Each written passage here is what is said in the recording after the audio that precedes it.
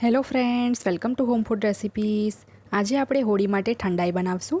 હોળીનો તહેવાર ઠંડાઈ વગર અધૂરો ગણવામાં આવે છે, તો આજે આપણે બજારથી પણ ટેસ્ટી ઠંડાઈ ઘરે બનાવશું। અને આજે આપણે કેસર અને રોઝ ફ્લેવરમાં આ ઠંડાઈ બનાવશું, જે ગરમીઓમાં તમને ખૂબ જ રિફ્રેશિંગ ફિલિંગ આપશે। આ ઠંડાઈ બનાવવી ખૂબ જ સરળ છે અને આજે પરફેક્ટ માપ સાથે હું તમને કેસર અને રોઝ ફ્લેવરની ઠંડાઈ બનાવવાનું શીખવાડીશ, જેથી તમે જો આ ઠંડાઈ પહેલીવાર બનાવવા જઈ રહ્યા હોય તો પણ તમારાથી એ પરફેક્ટ જ બનશે।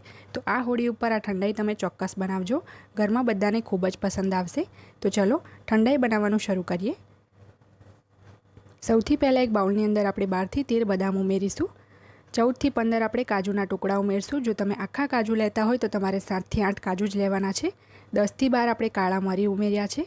એક મોટી ચમચી આપણે પિસ્તા ઉમેરી દઈશું। 12 થી 13 પિસ્તા છે આ। એક ચમચી આપણે વરિયાળી ઉમેરીશું।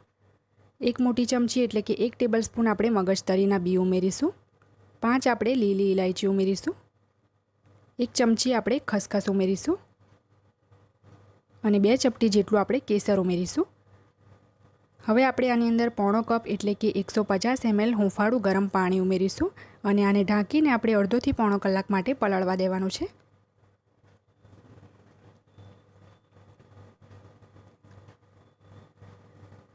પોણા કલાક પછી આપણે આને ખોલીને જોઈ લઈશું। તો અહીંયા તમે જોઈ શકો છો કે આપણી બધી જ વસ્તુ એકદમ સરસ રીતે ફૂલી ગઈ છે। જે બદામ આપણે ઉમેરી હતી એની આપણે છાલ કાઢી લેવાની છે। બદામ પણ ખૂબ જ સરસ રીતે પલળીને ફૂલી ગઈ છે, એટલે સરળતાથી એની પણ સ્કિન નીકળી જશે।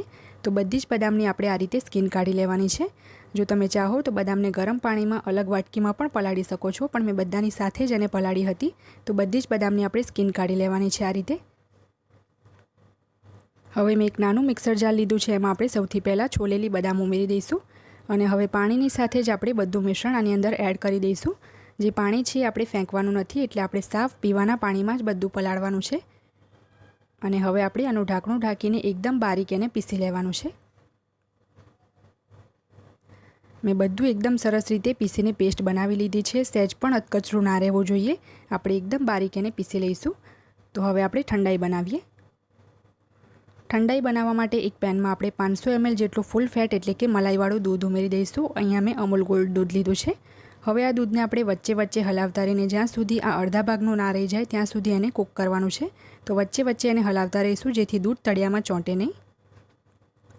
જ્યારે આપણા દૂધ અડધી ક્વોન્ટિટીનું થઈ જાય ત્યારે આપણે જે પેસ્ટ બનાવી હતી એ આપણે આની અંદર ઉમેરવાની છે। તો બધી જ પેસ્ટ આપણે ઉમેરી દઈશું। 500 ml એટલે કે અડધા લીટર દૂધના હિસાબથી મેં બધા ડ્રાયફ્રૂટ્સ લીધા હતા। જો તમે 1 લીટર દૂધમાંથી બનાવવા માંગતા હોય તો આ જે મેઝરમેન્ટ છે એ તમારે ડબલ કરી દેવું પડશે। તો જે મિક્સર જારમાં લાગ્યું છે એને પણ આપણે પેનમાંથી થોડુંક ગરમ દૂધ લઈને એ મિશ્રણને પણ વેસ્ટ ના થાય એ રીતે આપણે પેનમાં ઉમેરી દઈશું। હવે બધું એકદમ સરસ રીતે મિક્સ કરીને આપણે 7 થી 8 મિનિટ માટે આને કૂક કરવાનું છે। એ પહેલાં આપણે આની અંદર ખાંડ ઉમેરી દઈશું। 1/3 કપ એટલે કે આપણે 70 ગ્રામ આની અંદર ખાંડ ઉમેરીશું। ખાંડ તમે તમારા સ્વાદ મુજબ ઓછી કે વધારે લઈ શકો છો। હવે 1 થી 2 ચપટી જેટલો આપણે કેસર યલો ફૂડ કલર એડ કરીશું। કલર ટોટલી ઓપ્શનલ છે, પણ આનાથી ઠંડાઈનો કલર ખૂબ જ સરસ આવશે। તમે ચાહો તો આ સ્ટેજ ઉપર થોડુંક કેસર ફરીથી ઉમેરી શકો છો। ડ્રાયફ્રૂટ્સ પલાળતી વખતે તો આપણે કેસર એડ કર્યું જ હતું। તો હવે 7 થી 8 મિનિટ આ ઠંડાઈને આપણે કૂક કરીશું, જેથી જે પેસ્ટ છે એ સહેજ પણ કાચી ના રહે। 7 થી 8 મિનિટ પછી આપણી ઠંડાઈ હવે સરસ ગાઢી થઈ ગઈ છે। બધી જ ફ્લેવર દૂધમાં ખૂબ જ સરસ રીતે મિક્સ થઈ ગઈ છે અને ખૂબ જ સરસ સુગંધ પણ આવી રહી છે। તો હવે આપણે આને વધારે કૂક કરવાની જરૂર નથી। ગેસની ફ્લેમ બંધ કરીને આપણે આને રૂમ ટેમ્પરેચર પર આવે ત્યાં સુધી ઠંડુ થવા દઈશું। ઠંડુ થાય પછી થોડું વધારે ગાઢું થશે। તો આપણી ઠંડાઈ ટોટલી રૂમ ટેમ્પરેચર પર આવી ગઈ છે। તો આ સ્ટેજ ઉપર આપણે આની અંદર અડધી ચમચી રોઝ એસેન્સ ઉમેરીશું। આ રોઝ એસેન્સ તમને કોઈપણ મોલ કે બેકરીમાં સરળતાથી મળી જશે। જ્યારે ટોટલી રૂમ ટેમ્પરેચર પર આવી જાય ઠંડાઈ, એ પછી આપણે આની અંદર રોઝ એસેન્સ એડ કરવાનું છે, ગરમમાં નહીં ઉમેરીએ। અને ઠંડાઈને ફ્રીજમાં ઠંડી કર્યા પછી જ આપણે સર્વ કરવાની છે। ઠંડાઈને સર્વ કરવા માટે મેં અહીંયા 2 કુલ્લડ લઈ લીધા છે, એની અંદર આપણે એને સર્વ કરીશું।